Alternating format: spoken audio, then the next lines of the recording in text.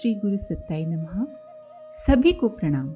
पिछले वीडियो में हमने सुना भगवान ने कृष्ण अवतार में सिखाया कि कर्तव्य कर्म सदा करना चाहिए। अनाचारी अत्याचारी जब समझाने से न समझे तो उसी की भाषा में उसको समझाना चाहिए। धर्म रक्षा के लिए छोटा सा दिखने वाला कार्य भी प्रसन्नता पूर्वक करना चाहिए। बुद्ध अवतार में भगवान ने सिखाया कि प्रयोजन दुष्टों का दमन नहीं बल्कि दुष्टता का दमन होना चाहिए। सदाचरण मुख्य है। केवल विवेक, सत्य और न्याय के आधार पर उचित अनुचित का निर्णय किया जाना चाहिए। जाति और लिंग के आधार पर प्रचलित असमानता गलत है। सदाचरण एवं परोपकार ही आत्म कल्याण के लक्ष्य को प्राप्त करने का प्रधान उपाय है। बुद्ध अवतार विवेक का, बौद्धिक क्रांति का अवतार है। उसका संदेश यही है कि केवल वही स्वीकारना है जो तर्क एवं विवेक संगत हो। भगवान का प्रत्येक अवतार अधर्म को परास्त करने के लिए और धर्म की स्थापना के लिए, धर्म के लिए कष्ट सहने की प्रेरणा देने के लिए होता है। और जो भी मनुष्य इस मार्ग पर चलता है वो व्यक्ति भगवान का अवतार ही है। अगर हमें अर्जुन की तरह भगवान का प्रिय सखा और भक्त बनना है तो हमें भी धर्म युद्ध की तैयारी में संलग्न हो जाना चाहिए। आइए इसी क्रम को आगे बढ़ाते हैं। क्लैब्यम मास्म गमहा पार्थ नैतत्पयुपपद्यते शुद्रम हृदय दौर्बल्यम त्यक्तोत्तिष्ठ परंतप। दूसरे अध्याय का 3 श्लोक। हे अर्जुन, कायर मत बन, ये तेरे लिए उचित नहीं। हृदय की तुच्छ सी दुर्बलता को त्याग और युद्ध के लिए खड़ा हो। जीवन एवं संसार को अधिक स्वच्छ, अधिक प्रखर एवं अधिक समुन्नत बनाने के लिए शौर्य एवं सुधार को निरंतर जारी रखने की अनिवार्य रूप से आवश्यकता है।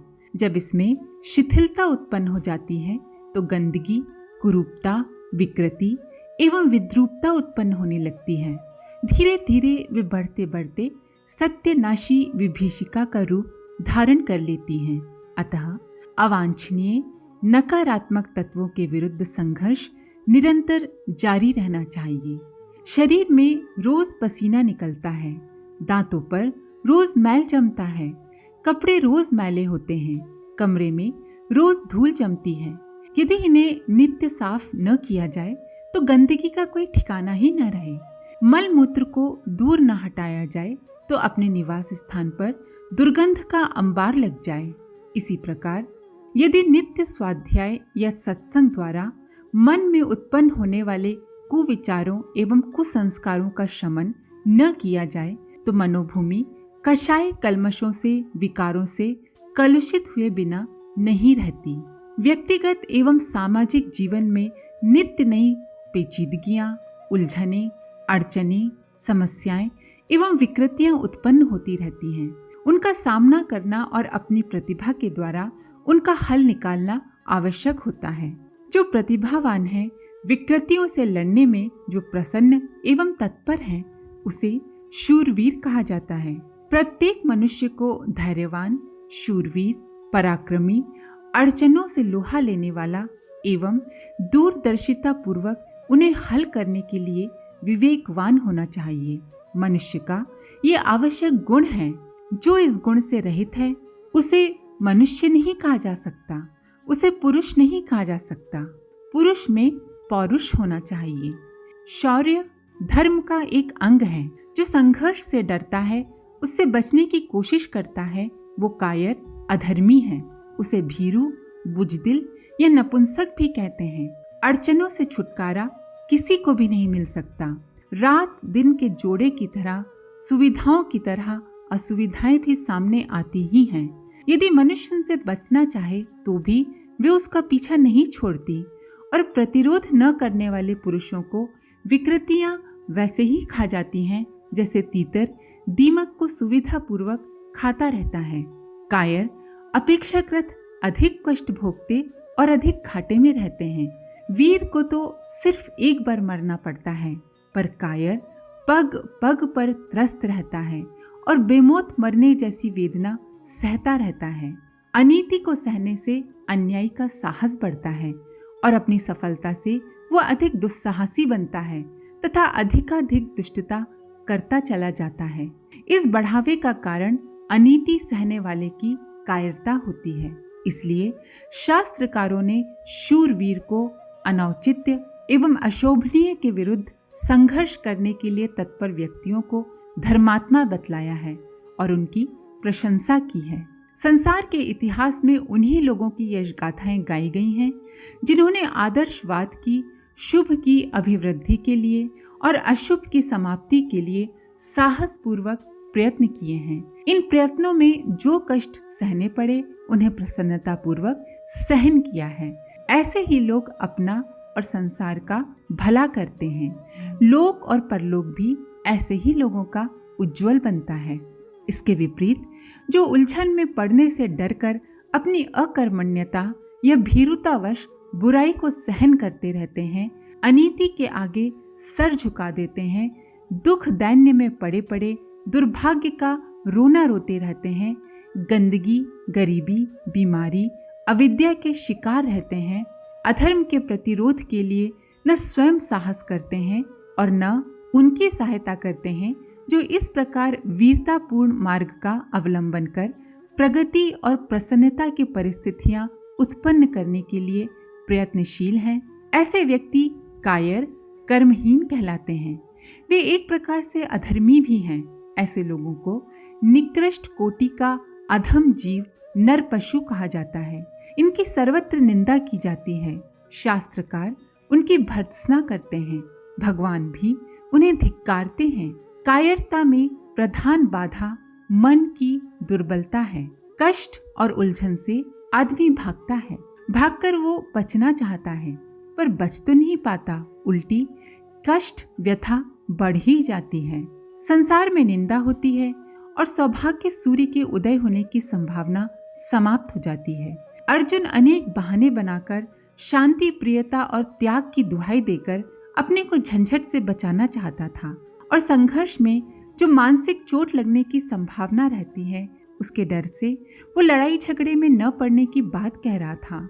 भगवान ने वस्तुस्थिति को समझ लिया और अर्जुन को हृदय की शुद्र दुर्बलता, कायरता, अशोभनीय मार्ग अपनाने से रोका और स्पष्ट शब्दों में कहा कि युद्ध करने के लिए उठ खड़ा हो। अनौचित्य सम्मुख उपस्थित होने पर प्रत्येक व्यक्ति का कर्तव्य यही है। अर्जुन के बहाने मनुष्य मात्र को इसके लिए ईश्वरीय प्रेरणा प्रस्तुत हुई है। संसार में जिनकी यश गाथाएं गाई जाती हैं, जिन्हें साहसी, सज्जन, सराहनीय माना जाता है, उन सभी को अपने अपने ढंग से अन्याय एवं अनौचित्य से संघर्ष करना पड़ता है। इस संघर्ष की अग्नि में तपने से उन्हें शारीरिक कष्ट भले ही सहना पड़ा हो, लौकिक जीवन में अड़चनों का सामना भले ही करना पड़ा हो, पर कर्तव्य पालन की परीक्षा में खरे उतरने पर उनकी अंतरात्मा को जो संतोष प्राप्त हुआ होगा, जो आनंद मिला होगा, उसकी तुलना में लौकिक कष्टों की गणना नगण्य ही मानी जाएगी। उनके साहस से प्रकाश ग्रहण कर असंख्य मनुष्य चिरकाल तक वैसा ही अनुकरण करने का प्रयास करते रहेंगे। धर्म की रक्षा के लिए, अधर्म के विनाश के लिए जिन्होंने साहसपूर्ण कदम उठाए, उन्हें अवतारी ही माना जाएगा। उनकी यश गाथा कहना और सुनना एक प्रकार से भगवान की लीला कहने और सुनने की तरह पुण्य कार्य है।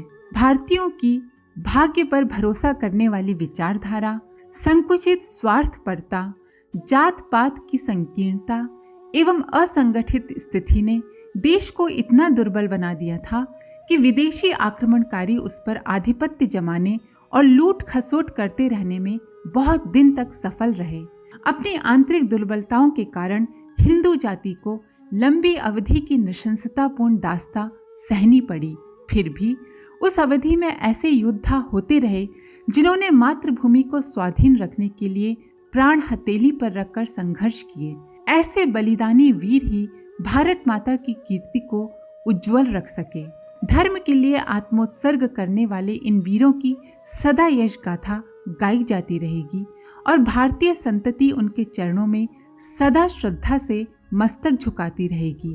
भारतवर्ष में ऐसे असंख्य वीर वीरांगनाएं उत्पन्न हुए हैं, उनकी गिनती करना भी नामुमकिन है। पर चलिए कुछ ऐसे ही साहसी लोगों को याद करते हैं और उनसे प्रेरणा प्राप्त करते हैं। एक बार अन्याय के प्रति अपने शिष्यों की प्रतिक्रिया देखने के मंतव्य से शिव जी ने एक बड़ा ही अन्यायपूर्ण कार्य किया, जिसको देखकर उनके शिष्य स्तब्ध रह गए, किंतु किसी को कुछ बोलने की हिम्मत ना हुई। उनके शिष्यों में उस समय परशुराम जी भी थे। उन्होंने शिव जी से वैसा न करने की बड़ी विनम्र प्रार्थना की, किंतु शिव जी तो परीक्षा लेना चाहते थे, इसलिए अपने शिष्य की उन्होंने न सुनी और अपने अन्याय को बंद नहीं किया। जब समझाने बुझाने का कोई प्रभाव न हुआ तो परशुराम जी अपना फरसा लेकर अपने गुरु के विरुद्ध खड़े हो गए और उन पर वार कर दिया। शिव जी के मस्तक पर बहुत चोट आई। सारे शिष्य घबरा गए। वे परशुराम जी को गुरु पर वार करने के कारण भला बुरा कहने लगे। इस पर शिव जी ने उन सबको समझाते हुए कहा कि ये जो कुछ अन्यायपूर्ण कार्य मैंने किया वो सब तुम लोगों की अन्याय के प्रति प्रतिक्रिया देखने के लिए किया था। अन्याय को देखकर तुम लोग तो सब मौन हो गए। सिर्फ परशुराम ही थे जिन्होंने अन्याय के विरुद्ध संघर्ष करना अपना कर्तव्य समझा। लक्ष्मण जी रामचंद्र जी के साथ 14 वर्ष वनवास में रहे और एक सेवक की तरह अपने कर्तव्य पर डटे रहे। जब श्री राम सोते थे तब लक्ष्मण जी पहरा देते थे। राम कथा की एक धुरी श्री राम है तो दूसरी लक्ष्मण है। अपनी पत्नी, माता पिता आदि को छोड़कर लक्ष्मण जी ने भगवान राम के साथ जंगल का जीवन बिताने का निश्चय किया। महाबलशाली मेघनाद के समक्ष राम स्वयं पीछे हट गए और उन्होंने लक्ष्मण जी को आगे किया, क्योंकि लक्ष्मण जी ही उसे मार सकते थे। श्री राम के बाद लक्ष्मण ही राम सेना के सर्वोच्च सेनापति थे। धर्म की रक्षा के लिए अवतरित हुए भगवान राम के कार्यों में निरंतर सहायक रहकर अत्याचारियों को परास्त करने में लक्ष्मण जी ने भी अवतार का ही उद्देश्य पूरा किया और वे भी भगवान की तरह ही जगत द्वंद बने। श्री हनुमान जहाँ श्री राम के परम भक्त थे, वहाँ मेहनत, उत्साह, साहस के साकार अवतार थे। रामायण के संपूर्ण प्रसंग में हनुमान महान योद्धा, कर्मठ, साहसी व्यक्ति के रूप में परिलक्षित होते हैं। श्री राम के दर्शन होने के पश्चात श्री हनुमान ने राम काज के लिए कभी भी तनिक सा भी आलस नहीं किया। सीता जी की खोज, लंका दहन, समुद्र लंघन, रावण मेघनाद के साथ निर्भयता का व्यवहार, युद्ध में अपूर्व क्षमता का प्रदर्शन, ये सब श्री हनुमान के पुरुषार्थ, उद्योग, शक्ति, सामर्थ्य के उदाहरण हैं। भय, आलस्य, चिंता, क्षोभ जैसी कोई भी बात श्री हनुमान के साहसी असामान्य घटनाओं से भरे जीवन में नहीं मिलती। धर्म पक्ष का समर्थन करने के लिए, अन्याय से लड़ने के लिए अपने जीवन को उत्सर्ग कर उन्होंने जनसाधारण के सामने अपना उज्जवल उदाहरण रखा। इसी से वे वानर होते हुए भी देवता माने गए और भारत भर में बड़ी श्रद्धा के साथ उनकी पूजा होती है। रावण सीता का अपहरण करके बड़ी तीव्र गति से चला जा रहा था। माँ सीता हृदय विदारक विलाप कर रही थी। ये सब घटना मार्ग में जटायु ने देखी। ये सब देखकर उसका हृदय बड़ा व्याकुल हुआ और वो सीता जी की सहायता करने तथा दुष्ट को दंड देने के लिए तत्पर हो गए और एक झपट्टे में ही महाबली रावण को अस्त व्यस्त कर दिया। लेकिन सशस्त्र रावण का सामना वो वृद्ध पक्षी कहाँ तक करता।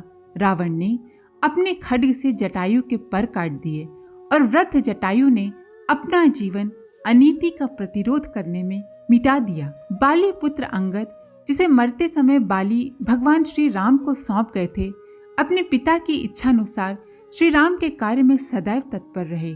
अंगद राम सेना के वरिष्ठ सेनापतियों में से थे। रावण की सभा में जाकर उन्होंने अपने बल का प्रदर्शन करके सबको आश्चर्य में डाल दिया। स्वयं रावण भी उनकी चुनौती का सामना न कर सका। छोटे से धर्मात्मा का बल अनीतिवान सेनापति से अधिक होता है। नल, नील वानर सेना के कुशल इंजीनियर थे, जिन्होंने बिना विश्राम किए समुद्र पर पुल बांधकर तैयार कर दिया। समुद्र पर पुल बांधने से लेकर रावण से युद्ध करने तक श्री राम की सेना का प्रत्येक वानर अपने जीवन की परवाह न करके काम करता रहा।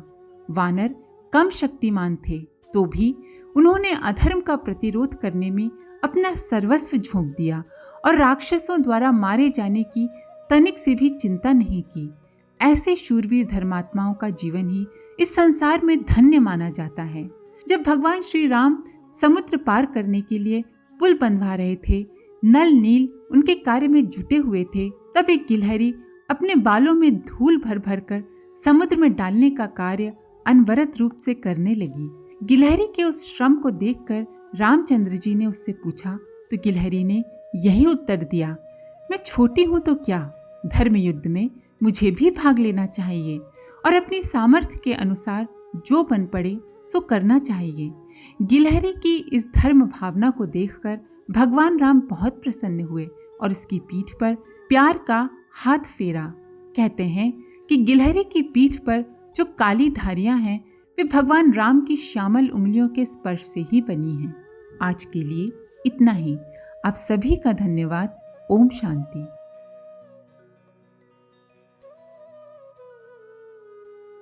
हमारे YouTube चैनल को सब्सक्राइब करें और बेल आइकन को दबाकर ऑल पर क्लिक करें ताकि आने वाले सभी वीडियोस की नोटिफिकेशन आपको मिलती रहे।